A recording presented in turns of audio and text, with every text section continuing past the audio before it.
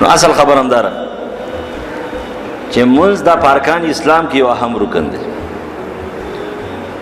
خو د دې مونز صفت سره دا دومره لوی اهمیت ته مانځولې دی. ان الصلاة تنهی عن الفحشاء والمنکر. مونز چې کوم دی د ماحول د امن دپاره بهترین شی دی. مانګزار سړی بغل نه وي. د بازار حدیث دی، ترمذی کې حدیث دی چې نبی علیہ السلام د چا شکایت تو کوئی پلان کې د مونځونه هم کوي غلام کوي. نبی علیہ السلام ویل چې دا مونځ به د غلا نه مني. مانګزار غل نه، مانګزار کې نګر نه، مانګزار چې کوم دی هغه دوکباز نه، مانګزار سودخور نه، مانګزار رشوتخور نه. قرآن او حدیث وایي نو ته دا خلک پلان کې مانګزار دی، مانګزار نه دی. دا مونځ چې دومره لوی اهمیت لري، یو خو د عبادت ته عاجزۍ په مخ د ځمکې په عاجزۍ کې د ټول نه اوچته عاجزي په مانځ کې ده. اوچته عاجزي مناجات دی که نه. یو سړی قسم وي، فقها وایي یو سړی قسم وخوري زما د الله په نوم قسم وي، زه به د الله سره خبرې کوم او دی راغی په مانځه وځي الله اکبر، او چې کله د الله اکبر وایو او سورۃ فاتحه شروع کړه بس قسم پوره شو. ولی ځکه نبی علیہ السلام فرمایي حدیث قدسی چې پروردگار فرمایي چې کله بنده وي الحمدلله وحمدنی عبدی، الله سره کلام شروع کی حمدنا عبدی، زما بنده زما حمد وکړو. روان دی روان دی ایاک نعبد هذا لی وإياك نستعين ولعبد ما سأل. وإذا زماي صدا إياك نعبد وإياك نستعين بنده سغواړي درکوم. اهدنا الصراط المستقيم وای بنده غواړي درکوم در. مناجات وکړو، الله سره خبرې وکړي.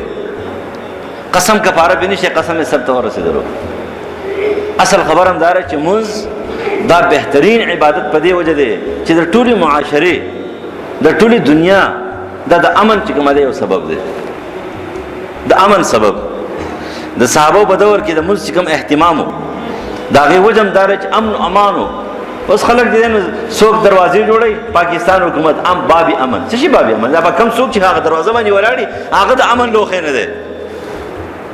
هغه رشوت ال دی اخلي، شل په کې د گاڑی وال اخلي، څنګه امن شو؟ دروازې جوړ کړه بابي امن. بابي امن نه مونږ قائم کا.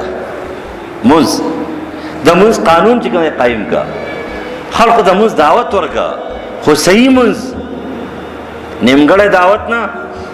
دا ورته مو چې مونځ کوه خیر دی که سود خورې، مونځ کوه خیر دی که حرام خورې، مونځ کوه خیر دی که رشوت خورې، مونځ کوه خیر دی که غلې که ډاکوې کار سي. نه نه نه دې ورته مو صحیح مونځ وکړه، خېټه پاکه کا، جبه پاکه کا، رزق پاک به مونږ کوا، امن او امان به راځي، هر څه به ټیک ټاکي. څنګه به امن او امان راځي؟ امن او امان به ذکر راځي استامل بستانه ګندګي وباسي.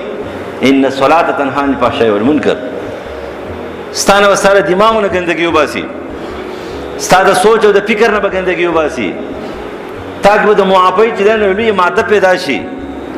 تبا خپل ورور مسلمان چې کنه معاف کې، تبا خلق ته نرمي کې. روس مسلمان سخت خبره وکي، تبا ته نرم خبره وکي. دانه چې هغه ستانه کمزور دی چې ته په زور وره چې بتا زور ور دی ته کمزور دی.